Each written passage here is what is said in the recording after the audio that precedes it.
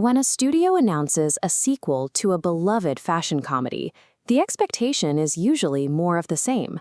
But the opening frames of The Devil Wears Prada 2 signal a different direction, a glossy magazine cover dissolving into lines of raw digital code. The untouchable Miranda Priestly has lost her armor. She is no longer terrifying assistants from an expansive corner office. Instead, she is navigating HR complaints and flying coach because her editorial budget has been cut to the bone. Her former assistant, Sachs, faces a similarly bleak reality. Despite 2 decades building a career as an investigative journalist, she is abruptly laid off via a single text message sent during an awards gala. The narrative focus shifts from the runway to the balance sheet, centering the plot on the struggle for survival as print media faces total collapse. Runway magazine is bleeding money. The new chairman, Jay Rabbits, views the publication with zero sentimentality, bringing in management consultants to gut the staff and prioritize cheap, short-form content. Frame this against the real-world media landscape of the 2020s, and the crisis feels familiar. Major publishing houses are closing legacy titles and slashing the editorial budgets that once defined the industry's power. In a desperate attempt to save the magazine's integrity, Andy recruits a white knight. She convinces Benji Barnes, a Silicon Valley billionaire, to step in and buy the publication. To keep the publication afloat, Miranda and Andy are forced to grant control to the tech billionaires, whose businesses undermined the magazine's revenue in the first place. On paper, the deal is simple. Benji Barnes uses his tech capital to acquire the Runway asset block from Jay Rabbits, providing funding to keep the magazine operational. However, Benji is dating Emily Charlton, who has been engineering the acquisition from the shadows. Emily's goal is not to preserve the magazine's history. She wants Benji to buy Runway out from under Miranda, so Emily can finally execute a 20-year vendetta, fire her former boss, and take over the editor-in-chief position. Miranda's reaction to the scheme is characteristically dismissive. She tells her former assistant to her face that she is a mere vendor who lacks the creative vision required to lead. This shocking move changes the stakes entirely, effectively turning a petty workplace grudge into a coldly calculated corporate assassination.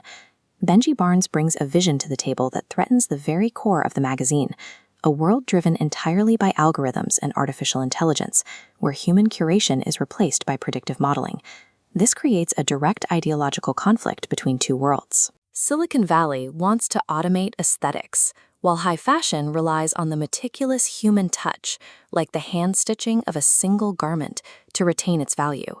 With the acquisition looming, Miranda and Andy use Milan Fashion Week as a backdrop in a frantic search for a buyer who respects their industry. They find their answer at a villa in Lake Como. They recruit billionaire Sasha Barnes, Benji's ex-wife, to aggressively outbid him and take control of the company.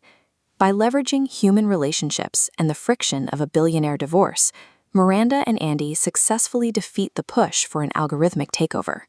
In the aftermath, the victors secure their positions.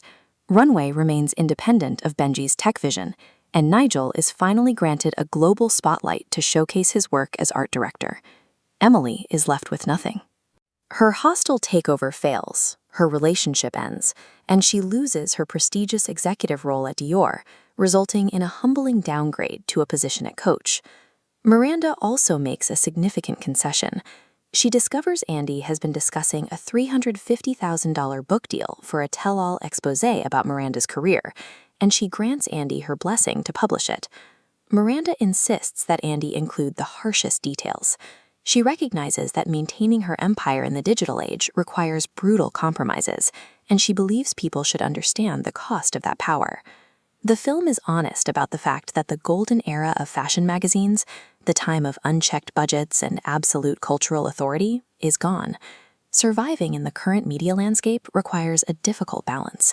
It means engaging with digital trends to stay afloat without surrendering the creative spirit of the work to an algorithm.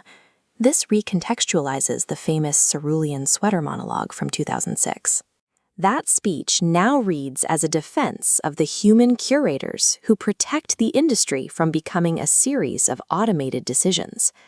The Devil Wears Prada 2 ends as a sequined elegy for the creative class. It serves as a reminder that while technology can optimize production, it can never replicate the human touch that makes fashion meaningful.